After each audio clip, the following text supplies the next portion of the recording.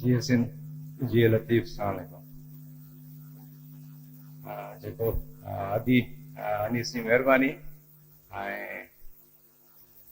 जंहिं हिन प्रोग्राम के हवाले से आगाह कयो अदी फहमीद आया ताज सब दोस्त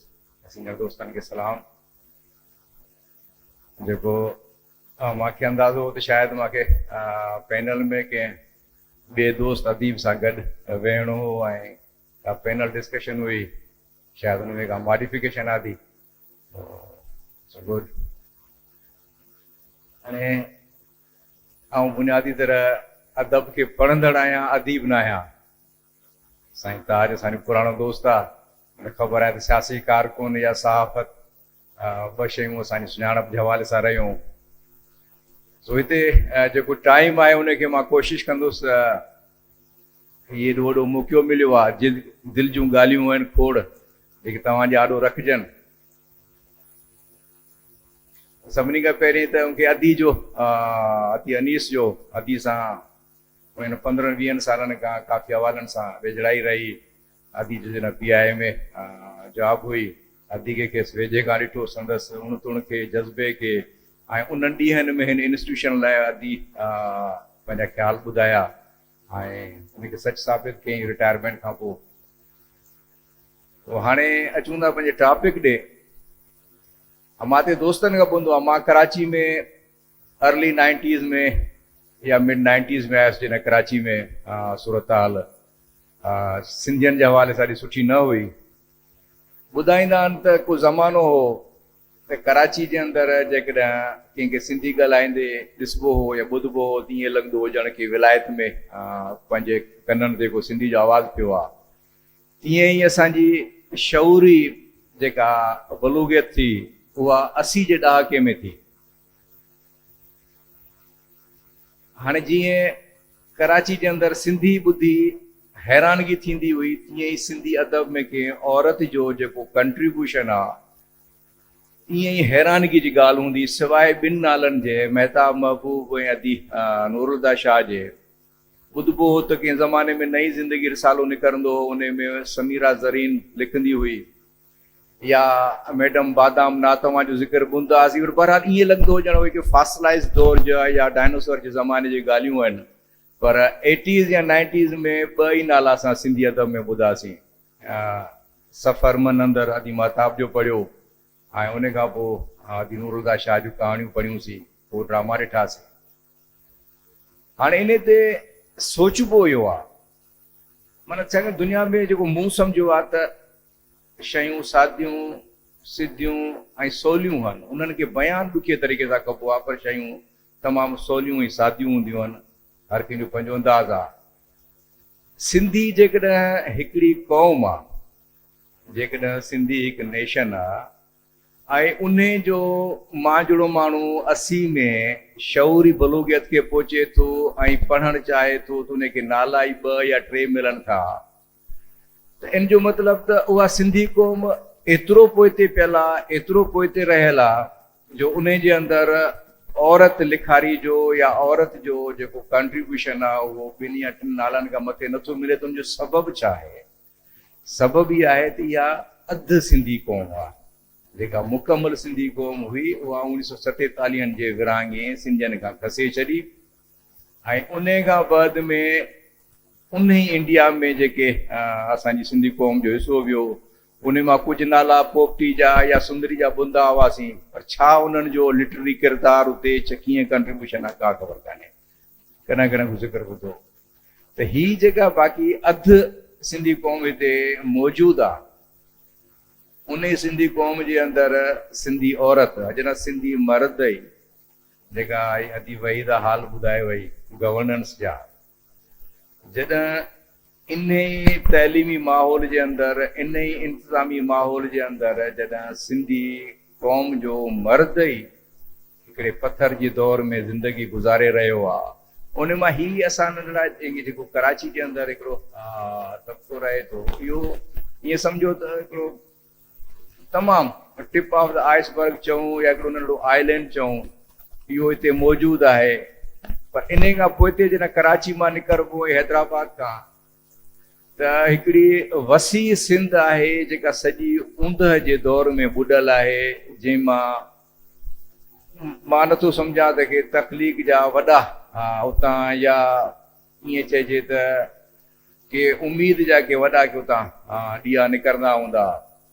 या मुख़्तसिर सिंध ते कराची में गॾु थी आहे। सुठी ॻाल्हि आहे त जेको असी जे ॾहाके में सिंधी लफ़्ज़ ॿुधण सां ई ख़ुशी थींदी, ख़बर हूंदी त इहो केरु आहे। हाणे कराची जे अंदरि एतिरो सिंधी रहे थो, जो आर्ट्स काउंसिल में प्रोग्राम थियनि था, प्रेस क्लब में सिंधी मिलनि था, या किल्फटन डिफेंस में हिकिड़ी साइज़ेबल आबादी सिंधियुनि जी आहे। तो जेको बि सिंधी अदब में औरत जो किरदारु आहे, माफ़ कजो त मां उन ते एॾो एक्सपर्ट न आहियां, पर जेको मूंखे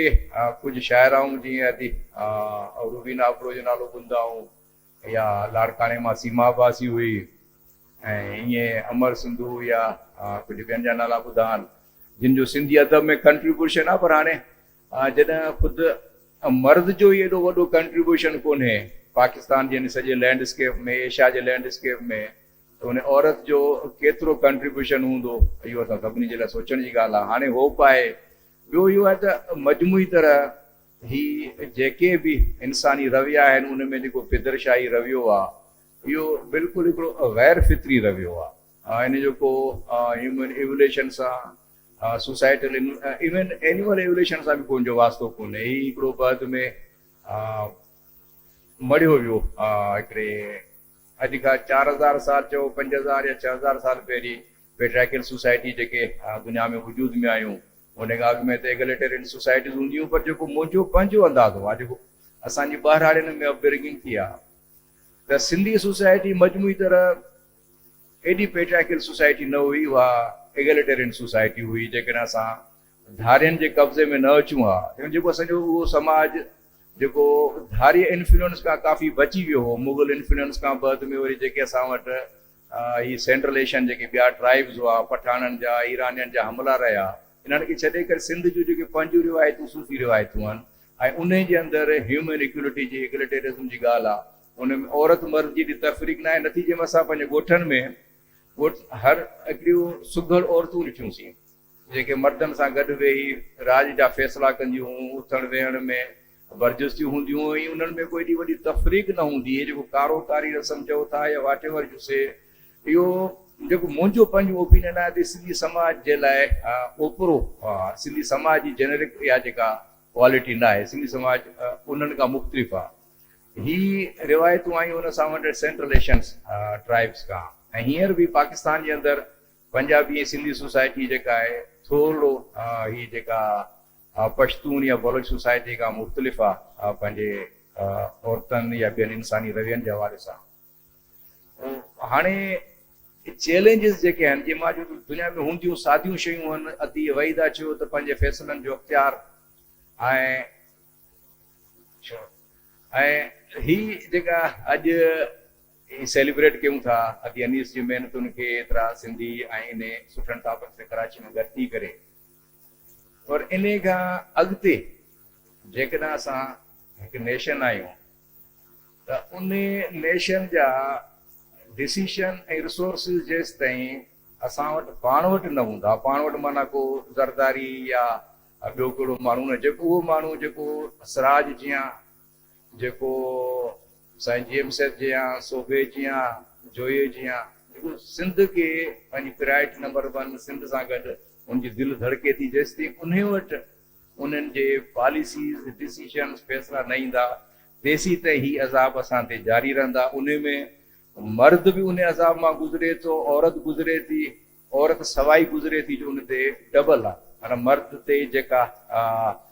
थिए थी उनजी कावड़ हू औरत ते अची कढे थो, माना उहो पिटी ग़ुलामी में, पीणी ग़ुलामी में शिकार थिए थी सिंधी सोसाइटी में। सो इन करे असां उमेद था रखूं ही जेका असां, मां इन खे चवंदुमि मूंखे इहे मेला वणंदा आहिनि। मुंहिंजा अक्सर जेके दोस्त आहिनि, साथी दोस्त आहिनि, मेलनि जा प्रोग्रामनि जा क्रिटिक्स आहिनि, पर मूं कॾहिं ज़िंदगी में क्रिटिक्स न रहियो आहे। अयाज़ मेलो थियो, लिटरेचर फेस्टिवल थियनि था, या ॿिया मेला थियनि था, उन्हनि खे मां ईअं सम्झंदो आहियां त हीअ असांजी जेको अयाज़ चयो हुरुख रेन बसेरनि जी थी वेंदी, सात सवेरनि जी, तव्हां हुननि जे ही सिंधी समाज की ब्यूटी आहे जिन अंदरि एतिरा डाइवर्स ओपिनियन गॾु थियनि था, कोशिशनि जे बावजूदि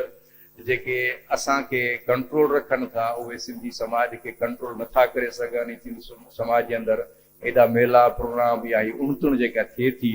ऐं इन्हनि मां ई का रस्ता निकिरी ईंदा। तव्हां दोस्तनि जी महिरबानी, अदी जी महिरबानी, तव्हां सां मुखातिब थियण लाइ मौक़ो ॾिनो। अला वाहे।